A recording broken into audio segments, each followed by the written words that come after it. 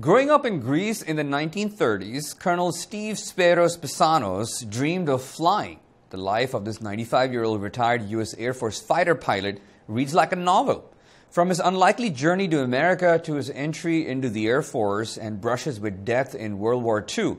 But he's had many lucky turns as well. And reporter Petros Kasfikis has chronicled the life of the man they call the Flying Greek. He talked with Alex. Check it out.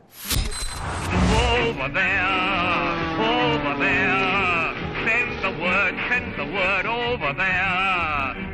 With the Spitfires, we had two missions. Convoy patrols to protect the convoys as they were coming from America into England, and short missions over northern France. With the Spitfire, we couldn't go too far away. But later on, when we got the P-47, the missions began to go further and further into Germany, and it became really our primary mission, escorting bombers to targets throughout Germany.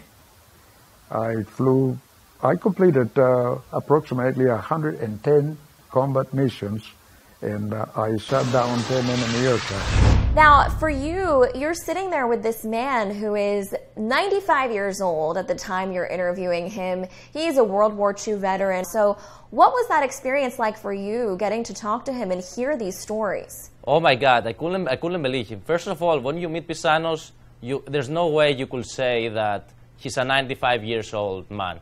He drives, his memory is perfect, he's eloquent, he has energy. He's like a young boy. He's so exciting. So there's no way you could say he's 95 years old.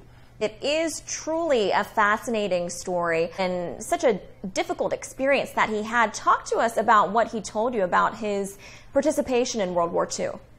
Instead of having a real formal interview with him, I started, as I told you, like having a coffee conversation, chatting. And I asked him at one point, how does it feel, when you need to kill someone and you know that you have to kill him? Do you ever feel guilty about it?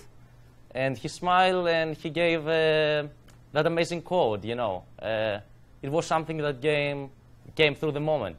The day that his plane crash landed over Bordeaux, such a harrowing experience. Talk to us about that.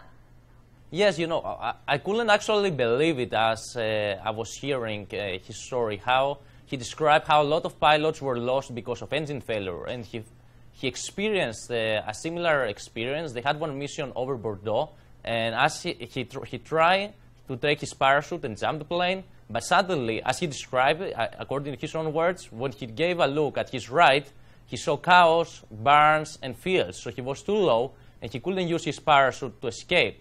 So what he did, he went on the wing of his plane, he jumped. But when he woke up, he was trying to put fire on the plane. He saw two German soldiers approaching, and they started shooting him from far away. These guys are trying to kill me.